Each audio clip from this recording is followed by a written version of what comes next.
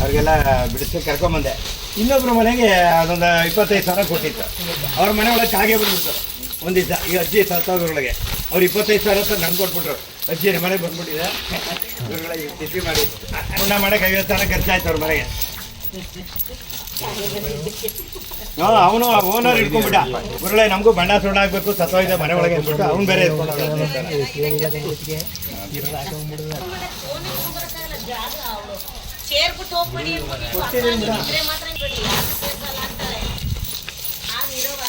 ಅವಳು ತೆಕ್ಕೊಂಬಿಡಿ. ಅವಳು ಏನಟಿ ಸಿಗಲ್ಲ ಜಯಂತಿ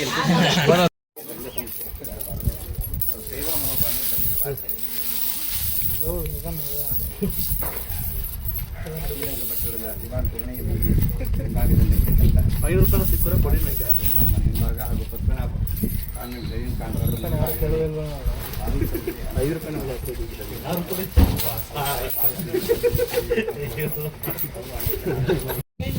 ಎಲ್ಲ ನೀನು ಉಂಡೆಗೆ ಹಾಕ್ತೀರಿ ಬ್ಯಾಂಕ್ ಅಕೌಂಟ್ಗೆ.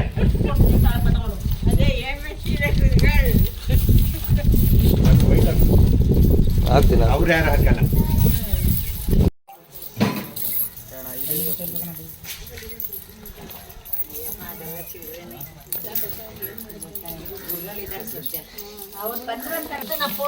ನಮ್ಮ ಸಾವಿತ್ರಿ ಫೇಮಸ್ ಆದ್ಲು. ಹಾಕಪ್ಪ ಪೇಪರ್ಗೆ ರಾಗು ನಂಜೇಗೌಡರಿಗೆ ಅಲ್ಲ ನೀವು ಮಾತಾಡೋರು ತಡೀರಿ. ಜನಮಿತ್ರರಿಗೆ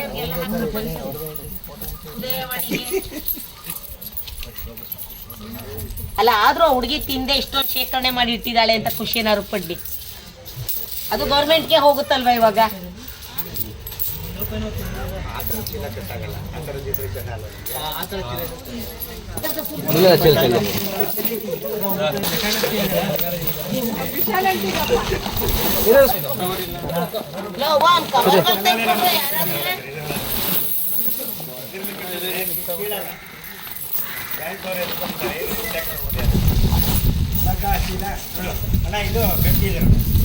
ಹಂಗೆ ಸರ್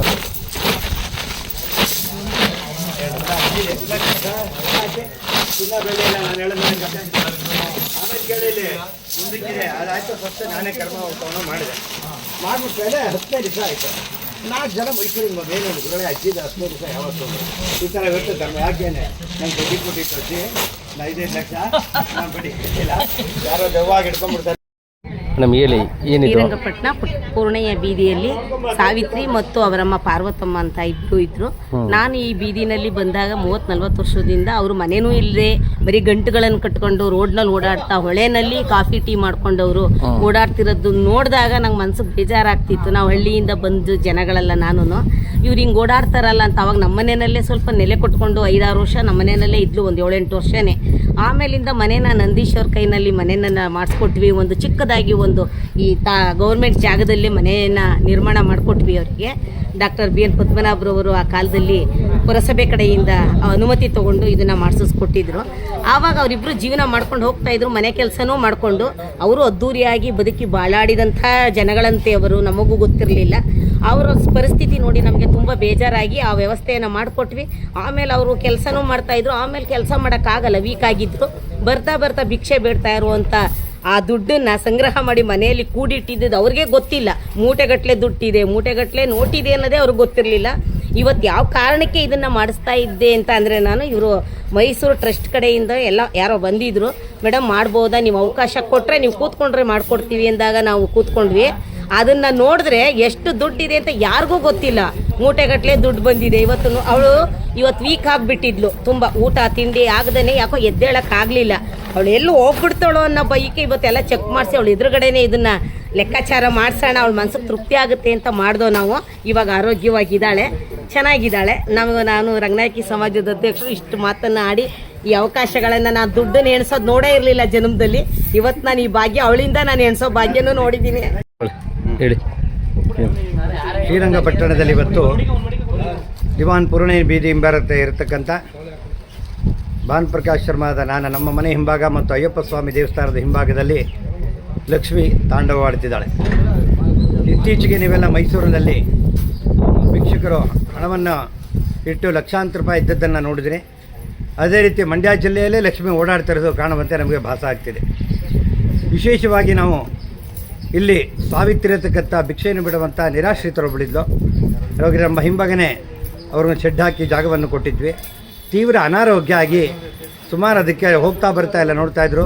ಸ್ವಚ್ಛತೆ ಮಾಡಿ ರೂಮನ್ನು ಕ್ಲೀನ್ ಮಾಡಬೇಕು, ಅವಳಿಗೆ ಸ್ವಚ್ಛವಾದ ಒಂದು ಜಾಗವನ್ನು ಮಾಡಿಕೊಡ್ಬೇಕು ಅಂತ ಅನೇಕರ ಮನಸ್ಸಿತ್ತು. ಅದೇ ರೀತಿಯಂತೆ ಇಲ್ಲಿ ಸ್ವಯಂ ಸೇವಕರುಗಳು ಮತ್ತು ಎಲ್ಲ ಸೇರಿ ಅಕ್ಕಪಕ್ಕದವರೆಲ್ಲ ಮತ್ತು ಹಾಗೆ ನಮ್ಮ ಸಮಾಜದ ರಂಗನಾಯಕಿ ಸಮಾಜ ಸೇವಾ ಸಂಸ್ಥೆಯ ಅಧ್ಯಕ್ಷರು ಮತ್ತು ಕಿತ್ತೂರು ರಾಣಿ ಚೆನ್ನಮ್ಮ ಪ್ರಶಸ್ತಿಯನ್ನು ಪಡೆದಂಥ ಅವರು ಬಹಳ ಮುತುವರ್ಜಿಯನ್ನು ವಹಿಸಿ ಇವತ್ತು ಶಿಶುಶಾಲಾಕ್ಷಿ ಅಂತಕ್ಕಂಥವ್ರು ಶುಚಿತ್ವವನ್ನು ಮಾಡ್ತಾಯಿದ್ದಾರೆ. ಮೂಲ ಇಲ್ಲಿ ಇರ್ತಕ್ಕಂಥ ಅವಳ ಹೆಸರು ಸಾವಿತ್ರಿ, ಇನ್ನೂ ಇದ್ದಾಳೆ, ಚೆನ್ನಾಗಿಲ್ಲ, ಫಸ್ಟ್ ಕ್ಲಾಸ್ ಆರೋಗ್ಯವಾಗಿದ್ದಾಳೆ. ಅವರ ತಾಯಿ ಪಾರ್ವತಿ ಅಂತೇಳಿ ಭಾಳ ಹಿಂದೆ ಶ್ರೀರಂಗಪಟ್ಟಣದ ರಾಜ ವೈಭೋಗದಿಂದ ಬೆಳೆದಂಥವ್ರು. ಅಂದರೆ 5-6 ಮನೆಗಳಿತ್ತು. ಎಲ್ಲ ಬೇರೆ ಬೇರೆ ವಿಚಾರದಲ್ಲಿ ಅವಳೆಲ್ಲ ಕಳ್ಕೊಂಡು ಶ್ರೀರಂಗಪಟ್ಟಣದಲ್ಲಿ 4 ಮನೆ ಕೆಲಸವನ್ನು ಮಾಡ್ತಿದ್ರು. ನಂತರ ಈಗ ಭಿಕ್ಷೆ ಬೇಡುವ ಪರಿಸ್ಥಿತಿಯಲ್ಲಿದ್ದು ಸುಮಾರು 15-20 ವರ್ಷದಿಂದ ಅವರು ಭಿಕ್ಷೆ ಬೇಡ್ತಾಯಿದ್ರು. ಅದರಿಂದ ಬಂದಂಥ ಹಣವನ್ನು ತಾವು ಉಪಯೋಗಿಸದೆ ಮನೆಯಲ್ಲಿ ಇಟ್ಕೊಂಡಂಥ ಮೂಟೆಗಟ್ಟ ಚಿಲ್ಲರೆಗಳನ್ನು ಇವತ್ತು ದರ್ಶನ ಮಾಡ್ತಾ ಇದ್ದೀರಾ. ಅದನ್ನೆಲ್ಲ ಅಲ್ಲಿ ಎಣಿಸ್ತಾ ಇದ್ದಾರೆ, ನೋಡ್ತಾ ಇರ್ಬೋದು ಆ ದೃಶ್ಯವನ್ನು. ನೋಟುಗಳಾಗ್ಬೋದು, ಕಾಯಿನ್ಗಳಾಗ್ಬೋದು, ಎಲ್ಲ ಸುಮಾರು 2-3 ಚೀಲದಲ್ಲಿ, ಅಕ್ಕಿ ಮೂಟೆ ಚೀಲದಲ್ಲಿರೋ ಹಾಗೆ ಕಾಣ್ತಾ ಇದೆ. ಮತ್ತು ನೋಟುಗಳು ಅಷ್ಟೇ ಎಣಿಸೋಕ್ಕೆ ಆಗ್ತಿಲ್ಲ ಒಂದಕ್ಕೊಂದು, ಅಷ್ಟು ವರ್ಷದ 10 ರೂಪಾಯಿ, 100 ರೂಪಾಯಿ, 50 ರೂಪಾಯಿ ಎಲ್ಲವನ್ನು ಸಹಿತ 500 ರೂಪಾಯಿದನ್ನು ಅದರಲ್ಲಿಟ್ಟಿದ್ದಾರೆ. ಆ ಮನೆಯನ್ನು ಸಹಿತ ಹಿಂಭಾಗದಲ್ಲಿ ಈಗ ದೃಶ್ಯದಲ್ಲಿ ನೋಡ್ತಾ ಇದ್ದೀರಾ. ಮನೆ ಒಳಗೆ ಕೊಳಕು ಅಂದರೆ ಗಲೀಜು. ಕನಿಷ್ಠ ಪಕ್ಷ 3 ಟ್ರ್ಯಾಕ್ಟ್ರ್ ಸಾಮಾನು ಅದರೊಳಗಿದೆ. ಅದೆಲ್ಲ ಬೆಂಕಿ ಹಾಕಿದ್ದಾರೆ, ಹಳೆ ಬಟ್ಟೆಗಳು, ಡ್ರಮ್ಗಳೆಲ್ಲ. ಬೇಕಾದಂಥ ಪದಾರ್ಥಗಳನ್ನ ಅವಳು ಕೊಟ್ಟಿದ್ದಾರೆ. ಊಟವನ್ನು ಕೊಡಿಸಿ ಕೊನೆಗೆ ಕಟಿಂಗ್ ಮಾಡಿಸಿ ಶುಚಿರ್ಭೂತಲಾಗಿ ಅವಳಿಗೆ ಆರೋಗ್ಯ ತಪಾಸಣೆಯನ್ನು ಆರೋಗ್ಯಾಧಿಕಾರಿಗಳಿಂದ ಮಾಡಿಸಿ ಇಷ್ಟೆಲ್ಲವನ್ನು ಸಹಿತ ಸ್ವಚ್ಛತೆಯನ್ನು ಮಾಡಿದ್ದಾರೆ. ಅದನ್ನು ಈ ದೃಶ್ಯದಲ್ಲಿ ನೋಡ್ತಾ ಇದ್ದೀವಿ. ಈಗ ಇದು ಒಂದು ವಿಶೇಷವಾದ ಲಕ್ಷ್ಮೀ ತಾಂಡವಾಡ್ತಿರೋ ದೃಶ್ಯ.